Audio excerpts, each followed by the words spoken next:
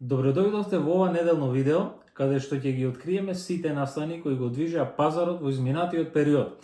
Ќе видиме зошто се случи таа огромна ликвидација на 10 октомври, која верувам сите ја паметите, тоа беше нешто невидено, и зошто од тогаш пазарот не може никако да се опорави, не може никако тргнеме нагоре. Имаме само надолно движење цело време, и ако неколку дена почне да оди цената нагоре, сето тоа го снемува со една свеќа во 5 минути. Значи тоа е чисто и сите може тоа да го забележиме. Сега ќе зборуваме за сите тие настани, ќе направиме една анализа и можни сценарија за биткоин, што очекувам во наредниот период и какви чекори може да се преземаат и како да се спремиме. Дали влегуваме во bear market, дали се уште сме во bull market, што треба правиме, дали треба да паничиме, дали треба се да испродадеме, значи ќе зборуваме детално за се, затоа внимавајте на сите детали во ова видео. Тука имам направено еден документ со цел да може полесно да ги следите работите и мене да ми служи како подсетник, па затоа ќе одиме од почеток, точка по точка. Најпрво ќе започнеме со тоа кои се купувачите на овој циклус и каква промена на капиталот се случува во крипто. Гледаме дека големите китови продаваат, од друга страна институциите купуваат. Сега, доаѓаме до тоа. Кои беа оние кои го движеа овој циклус? Овој пат тоа не беше ритейл секторот, не беа обичните луѓе, туку беа институциите. Најмногу ETF фондовите и исто така DAT компаниите како што е MicroStrategy и слични на неа. Се поставува прашањето, многу луѓе вика, нели сега цело време имавме продажба. Октомври, ноември имавме скоро 500-600 илјади биткоини продадени од страна на големи китови кои ги чувале со години наназад. И сега луѓето викаат, штом почна овие нели да продаваат, циклусот е завршен, овие се откажале од крипто и не е тоа страшното, туку уште пострашно што има сценарија дека нели биткоин оди до нула, дека тој капитал ќе се прелие во нешто друго, затоа што толку беше од крипто, штом почнале големите да продаваат. Јас тука ви поставил едно најобично прашање. Ако вие би имале 10, 20, 30 илјади биткоини купени пред 10-15 години на цена под $1. Значи за 200, 300, 500 илјади долари сте купиле толку биткоини кои што денеска вредат 500-600 милиони, па дури милиарди. Што ви направиле? Дали ќе ги чувате сите биткоини? Нормално е дека ќе земете профит. И тука се случува оној, да речеме, циклус, тоа е промена на капиталот во овој циклус од обичните луѓе во рацете на институциите. Затоа што кога еден човек купил биткоин за неколку илјади евра или за неколку стотици евра, а сега има милиони на сметка, за него е нормално да земе профит. Затоа што ако имам 200, 300, 500 милиони, тие ќе ги искористам дали да инвестирам во некој бизнис, дали без разлика ќе си направам кеф, ќе купам куќа, кола, ќе шетам, ќе одмарам, што и да правам, но 200, 300, 500 милиони за институции, за фондови како што е BlackRock и слични на него, не се ништо. Значи тие располага со трилиони капитал и затоа сега оние кои ги чувале тие биткоини со години наназад, нормално е да продаваат и да земаат профит, затоа што до кога ќе ги чуваме? Кога ќе умрам, на никога не му треба профит ниту биткоин. Значи целта е да се направи профит и тој профит да се искористи додека е човекот жив.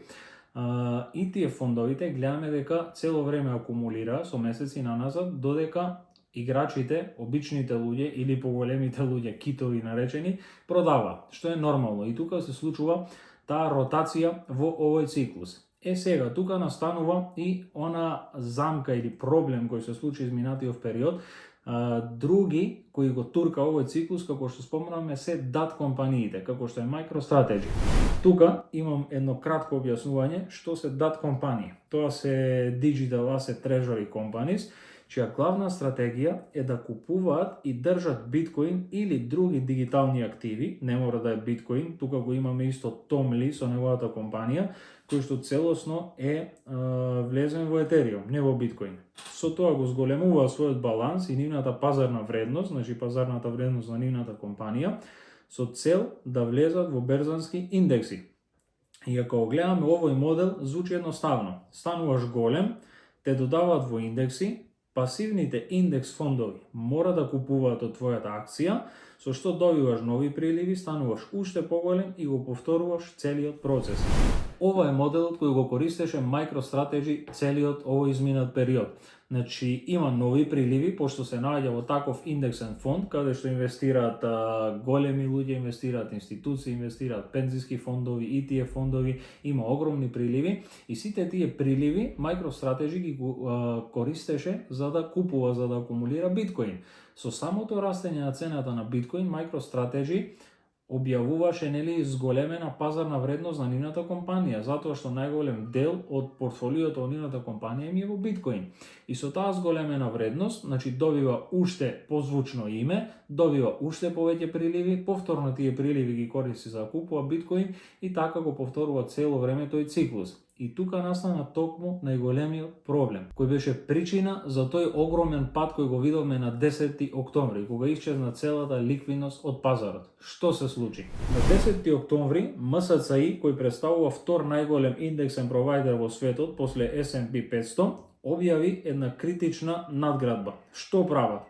Тие ги приспитуваат сите компании чија главна дејност е држење на крипто, дали треба да бидат класифицирани како компании или пак како фондови. Ако се означат како фондови, тие не смеат да бидат вклучени во пасивни индекси како што е MSCI, затоа што се создава кружен феномен. Нели тоа што го спомнавме. Добиваш приливи, купуваш биткоин, стануваш поголем, па добиваш нови приливи, повторно купуваш и истото.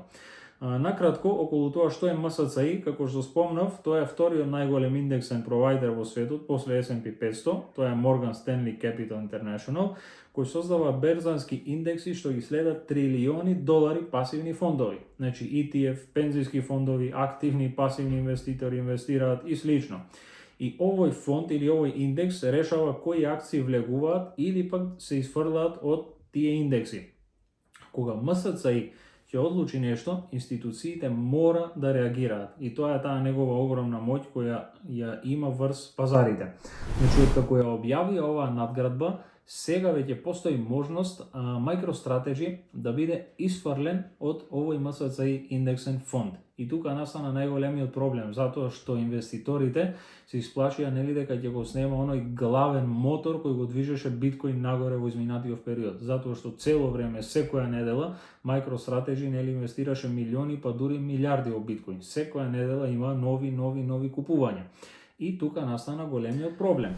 Еве ја и веста, значи MicroStrategy има ризик да се соочи со 9 милиарди одлив од овие индексни провайдери, како што може да видиме тука, законот наведува дека фирми кои држат повеќе од 50% во нивното портфолио во крипто може да бидат класифицирани како фондови и да бидат исфрлени од овој фонд, со што може да му се скратат околу 9 милиарди пасивни приливи кои влегуваат во MicroStrategy. А токму тие пасивни приливи се нормално моторот кој го движи исто така MicroStrategy, кој ги користи за купување на биткоин и за акумулирање на други средства. Тука го имаме одговорот на Майкл Сейлор. Еве го. Исто така имаше објавено како одговор на оваа надградба, значи на овој проблем кој се случи со MSCI, накратко ќе го образложиме, каде што објаснува дека MicroStrategy не е вика фонд, ниту траст, ниту холдинг компанија, туку е јавно излистана компанија на берза со преку 500 милиони софтверски бизнис и единствен уникатен модел, стратегија кој го користи биткоин како капитал за продуктивност. И тука ги наведува некои од нивните, да речеме, securities, нивните продукти кои ги извадиле јавно во изминатиот период, во изминатата година, кои представуваат околу 7,7 милиарди вредност. Значи, тие работат активно во компанијата, не зависе само од биткоин, туку имаат активен бизнис модел кој им носи пари. И исто така вика го лансиравме Stretch, кој е револуционерен, значи биткоин инструмент кој може на инвеститорите на некој начин да им понуди месечни пасивни заработки, било да се тоа институционални или пак ритейл, обични мали инвеститори. Значи биткоин го користат не како пасивна инвестиција, туку имаат инструменти во нивната компанија каде што активно може сите инвеститори да заработуваат од нивната биткоин стратегија. И тука ја објаснува разликата, нели, дека фондовите, холдинг компаниите ги чуваат нивните инвестиции пасивно, не прават ништо со нив, додека ние вика креираме, структурираме, оперираме, нашиот тим вика гради една нова фирма, еден нов вид на бизнис, нели, каде што ги спојува маркетите, капиталот и со софтверски решенија.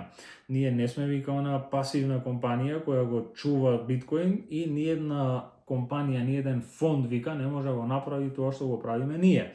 И на тој начин образложува дека класификацијата на овие индекси не дефинира нас. Нашата стратегија вика е долгорочна, нашата убеденост во биткоин е нели непоколеблива и нашата мисија останува непроменета. Значи за да го направат оној дигитален монетарен инструмент, да речеме и фондација, каде што ќе може да се спојат нечи парите со финансиска иновативност. Тоа е целата мисија на Майкл Сейлор. И овде имаме уште една вест, Сейлор за потенцијалната ликвидација, затоа што нели се појавија, откако се појави ова вест, се појавија шпекулации дека доколку цената падне под $75,000 на биткоин, Майкл Сейлор ќе мора да продаде биткоин, да го ликвидира неговото портфолио, затоа што нели просечната цена моментално е околу $75,000. Исто така и на ова одговара, ние вика се додека биткоин оди 1,25% годишно расте, ние вика ќе имаме да исплаќаме дивиденди за секогаш, доживотно. А додека ако остане вика рамен вака како што е моментално на оваа цена, ние вика имаме да исплаќаме дивиденди околу 80 години и да најдеме начин што ќе правиме понатаму. Исто така имаше напишан еден статус во врска со истиов проблем. Ние вика не се наоѓаме првпат во оваа ситуација. Купува нели на 40, на 50, на 69,000 во 2021. И кога биткоин вика падна на $16,000, што направиме ние? Купиме уште. И сега го прави истото. Ако падне вика пониско од нашата цена, ќе докупиме уште, затоа што биткоин е на попуст и верувам дека во наредниот период ќе вреди милиони. Значи тоа е неговата цела визија на долгорочно да биде целосно инвестиран во биткоин. Сега поради овие вести, овие настани кои се случија, видете што се случи со акцијата на MicroStrategy.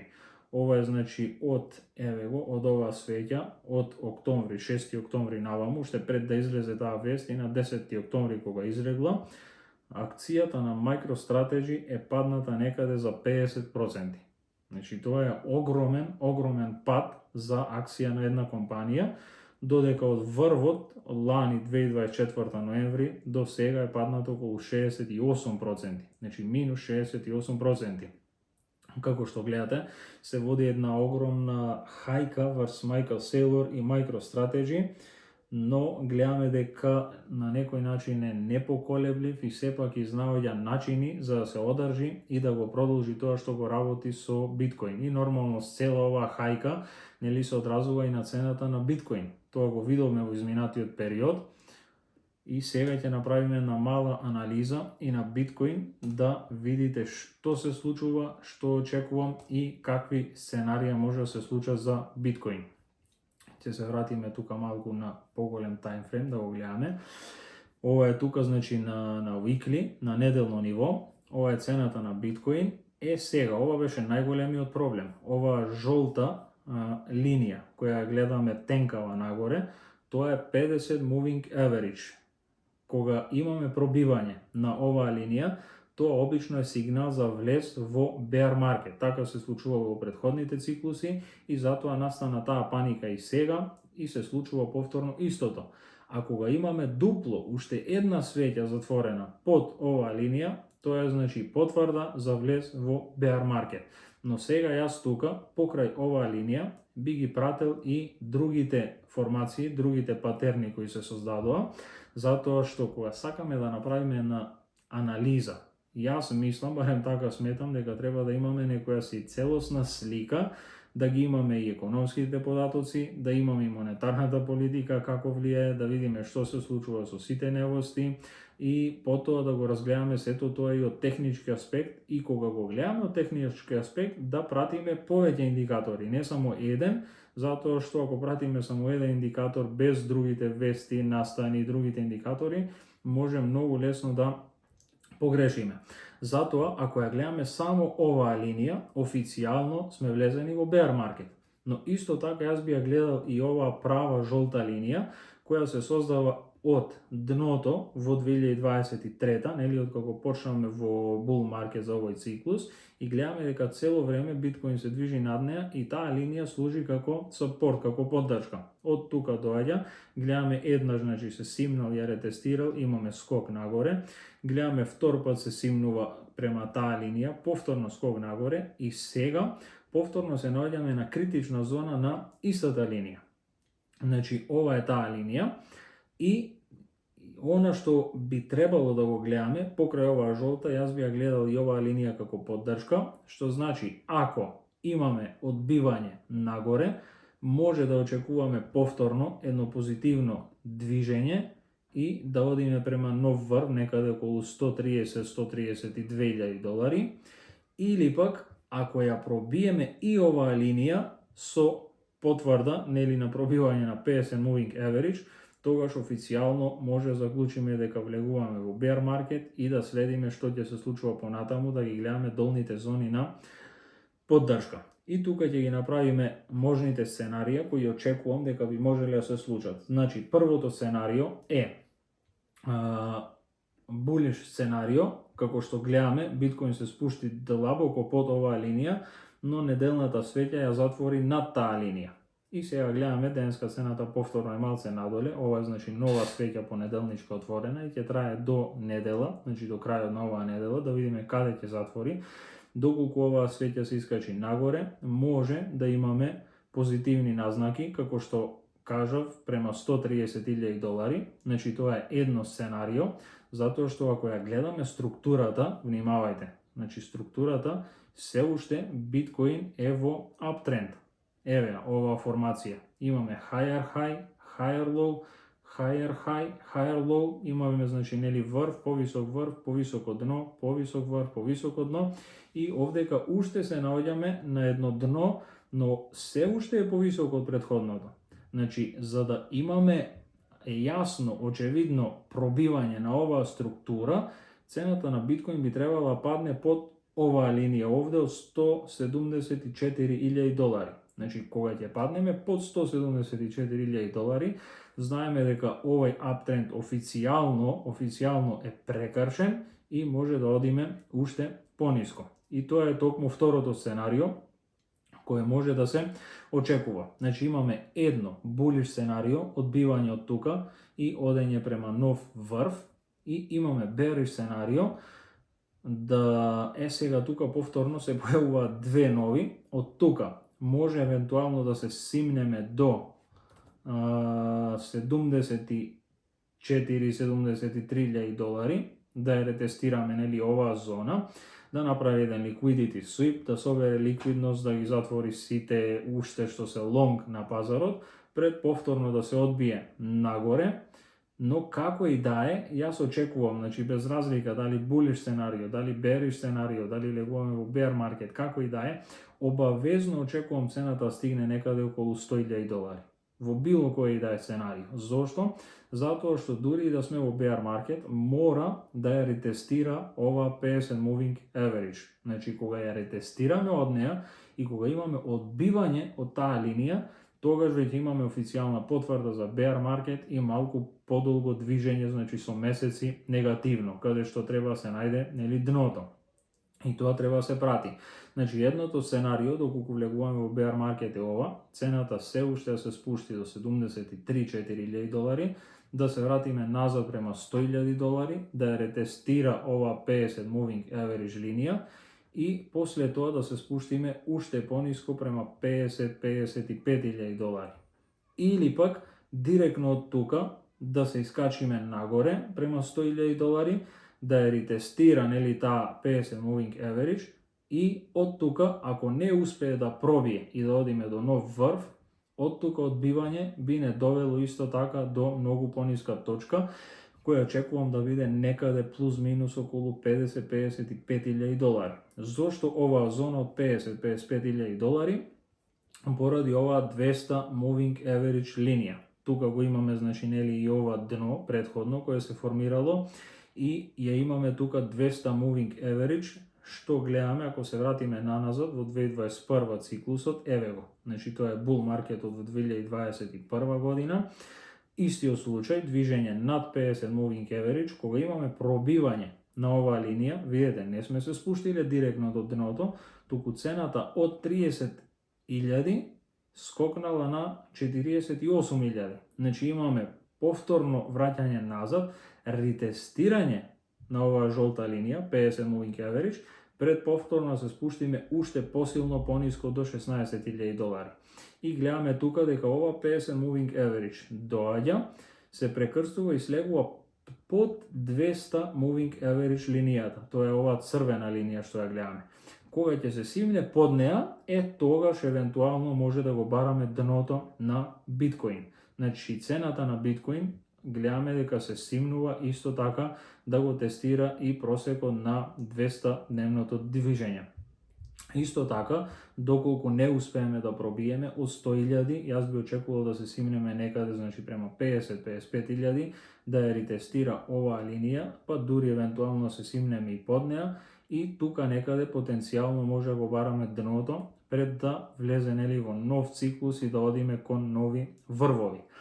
Но сепак мислам дека се уште има можност, иако треба да бидеме внимателни, се уште има можност значи да се оствари тоа булиш сценарио и да одиме према $130.000, да направиме уште еден нов врв пред да влеземе официјално во bear market, но сепак треба да бидеме внимателни, затоа што кога имаме нели пробив на ова 50 moving average линија, многу е тешко да се вратиме да ја пробиеме нагоре.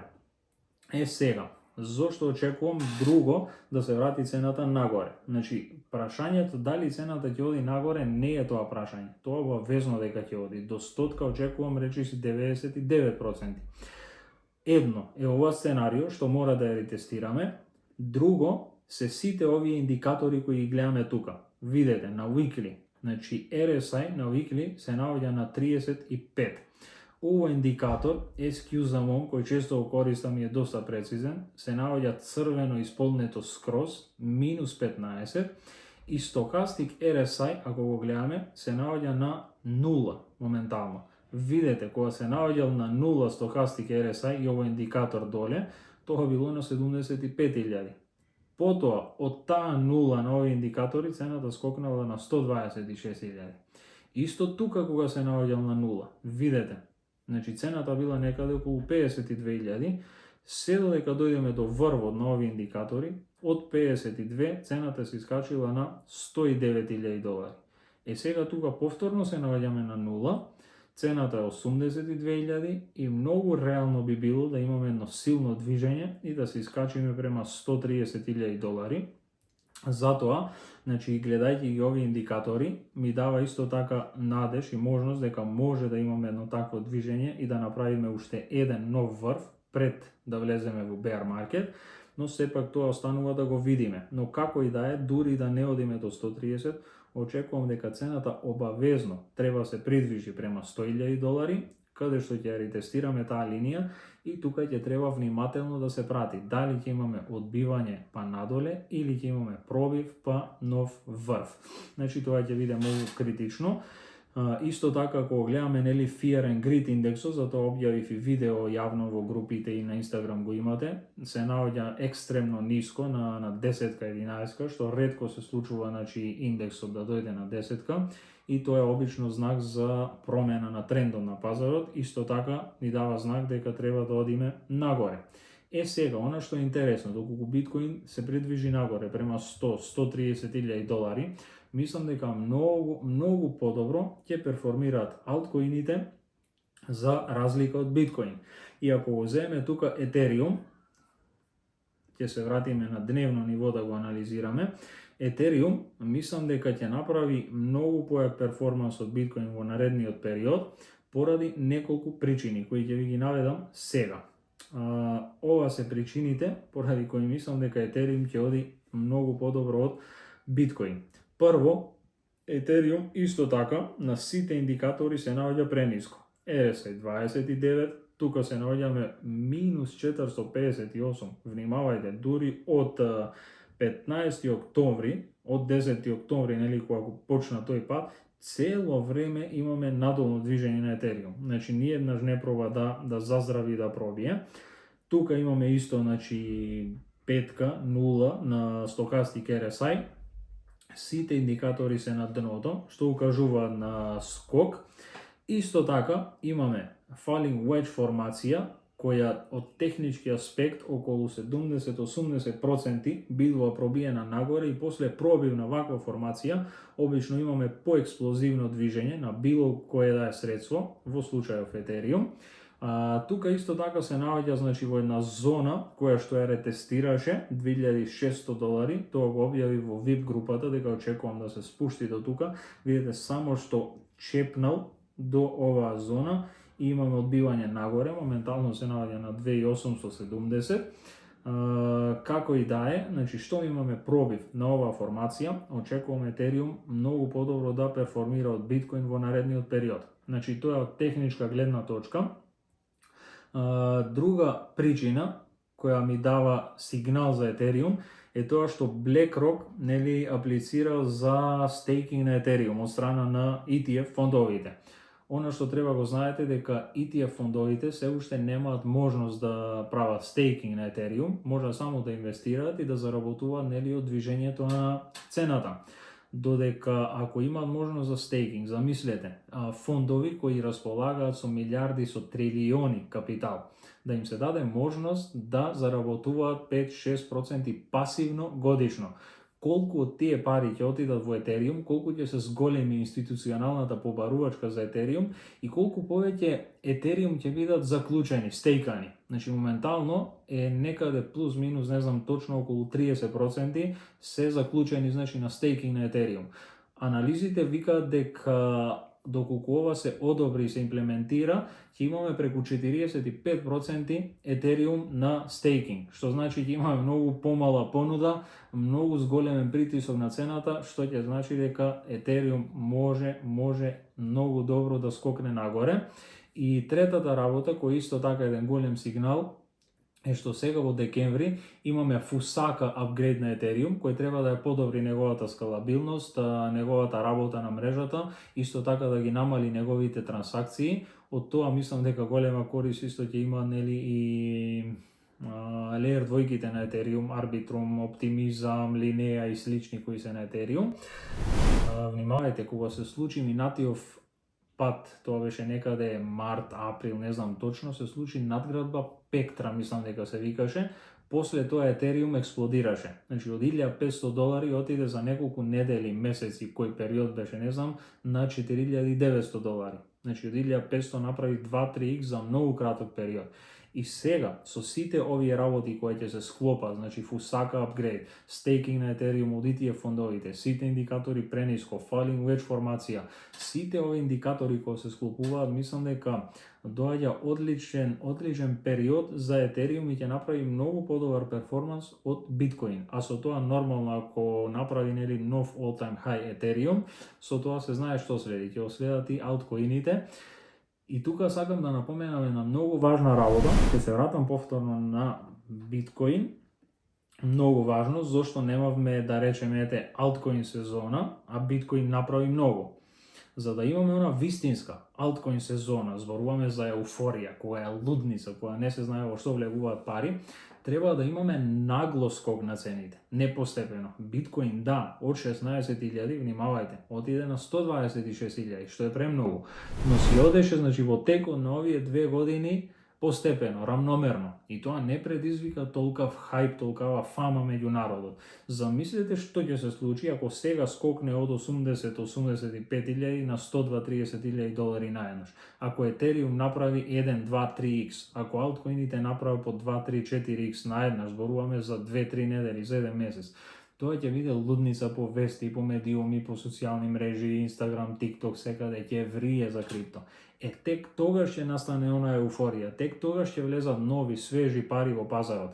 ќе влезе ритейл секторот. И кога ќе влезе ритейл секторот, каде ќе одат тие пари? Сигурно нема да одат во биткоин, затоа што сите кои влегуваат, не знаејќи како функционира пазарот, кога ќе видат биткоин $130,000, па тоа е скап, јас немам да купам биткоин, што бараат проекти со нули, со $1, со $2, без разлика, знаејќи нивниот маркет кап, дали има, нема потенцијал, небитно. Луѓето ги гледаат само цените, ова ако е $1, ако отиде на $50, јас ќе направам куп пари.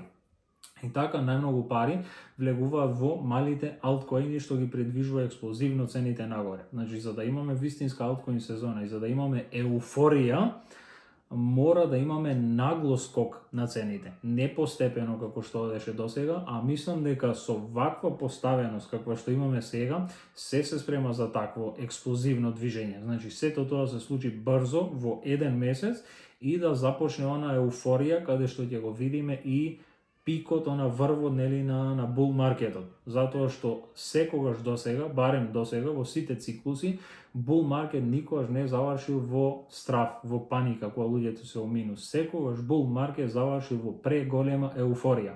А таква еуфорија во овој циклус се уште не видовме.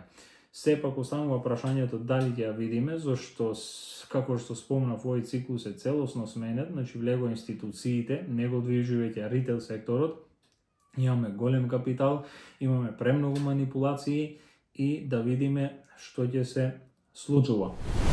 Ќе се навратиме малку на овие подточки, да се подсетиме. Океј, спомнаме тоа, значи што се случи со MicroStrategy. Сега, верувам дека се уште ќе се задржи ова паника токму поради ова. Значи, официјалната пресуда за тоа дали MicroStrategy и сличните компании на него ќе бидат означени како фондови или како компании, доаѓа таа пресуда на 15 јануари 2026 година. Значи, ако е негативна пресудата, компаниите ќе бидат автоматски отстранети од сите големи индекси, што ќе предизвика уште поголема паника на пазарот, затоа што ќе ги примора сите пензиски фондови, ETF, пасивни инвеститори веднаш да ги распродадат нивните акции и исто значи дека никогаш повеќе не може да бидат вклучени во вакви индекси, што го убива нивниот најголем мотор за раст, како што видовме кај MicroStrategy, околу 9 милиарди пасивни приливи му се ускратуваат.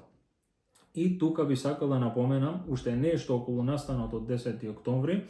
Том Ли, накратко за Том Ли е исто што е Майкл Сейлор за биткоин, Том Ли е за Етериум. Значи со неговата компанија BitMine е целосно влезен во Етериум, има моментално инвестирано околу $14 милиарди, а моментално е околу 4,5 милиарди во минус. Значи не е реализиран, туку нереализирана загуба, се во минус, затоа што опадна цената на Етериум, но Том Ли, исто како Майкл Сейлор, е непоколеблив, не се откажува и со секое паѓање докупува уште повеќе Етериум, за да ја намали неговата просечна вредност или цена на влез. Пред некој ден гледав видео од Том Ли, една анализа каде што вика дека знае кој го предизвикал падот на маркетот на 10 октомври. Вика дека некој стейблкоин паднал на 0,65 некаде. Стейблкоин не би требало да има можност да падне на 0,65. Тоа е значи огромен проблем кој би се случил на криптопазарот, затоа што стейблкоин треба да биде стейблкоин, ако $1 е $1, и тоа предизвика огромни ликвидации на пазарот, затоа што исчезна после преголема ликвидност со самиот настан со MicroStrategy, со MSCI фондот, и Том Ли вика дека во тој период, во тие ликвидации, дури големи играчи, зборуваме за market makers кои го движат пазарот, кои нудат ликвидност на пазарите, претрпеле огромни загуби. И затоа од тогаш наваму гледаме дека пазарот не може да се опорави. Затоа што ако market makerите имаат огромни загуби, дупки во нивните резерви, во нивните портфолија, тие сега што прават? Цело време значи манипулираат со пазарот, тие нудат ликвидност, стави ликвидност тука, извади овде и многу лесно може да ги манипулираат цените со цел да да направат што повеќе ликвидации од страна на трейдери, да соберат што повеќе ликвидност, да си ги покријат нивните загуби, и јас верувам дека додека не дојдат тие нивни сметки на нула да се порамнат, нема да видиме некое стабилно, природно, да речеме, движење на пазарот. Тоа е уште една причина што не може да се опоравиме, но верувам дека досега, барем за месец, месец и пол, 2 месеци, имаше значи милиарди ликвидации. Мислам дека тоа каде и да се порамнува. Имаме цело време нестабилност, паника и како што гледаме сите индикатори се спремаат, се местат значи за огромен скок нагоре. Уште нешто што сакам да го напоменам тука. Вчера имавме преголем одлив од менувачници, како што гледате, ова значи виолетова сина, каква сакате кажете линија, представува резерви на биткоин кои го има на менувачниците. Гледаме дека цело време се движи нормално, опаѓа надоле, но вчера на 22, внимавајте, од 2.400.000 биткоини на менувачниците моментално има 1.837.000. Значи околу 500-600.000 биткоини се извадени од менувачници само за еден ден. Што е тоа? Сигнал дека се спрема силен реверзал на пазарот. Затоа што обично кога биткоин оди на менувачници, оди за да се продава. А кога биткоин излегува од менувачници, обично оди за да се чува и тоа е силен сигнал дека може да видиме еден скок нагоре. Значи тоа е уште еден индикатор кој е позитивен и тука ќе го видиме индикаторот за каматните стапки, кој исто така, ова што го гледате овде, пред една недела беше обратно. Значи шансите за намалување на каматите паднаа на 30%, но откако излегува податоците за невработеност во Америка, се зголемија шансите повторно на 70%, дури од Coinbase има објавено една статија, еден пост, каде што вика дека Фед може дури да ги намали каматите за малку повеќе, не за 0,25, туку за 0,50, затоа што тарифите на Трамп испадна дека ја намалуваат инфлацијата, а го зголемуваат вработувањето. И со тоа им се дава можност на федералните резерви да ги намалат каматите за малку повеќе.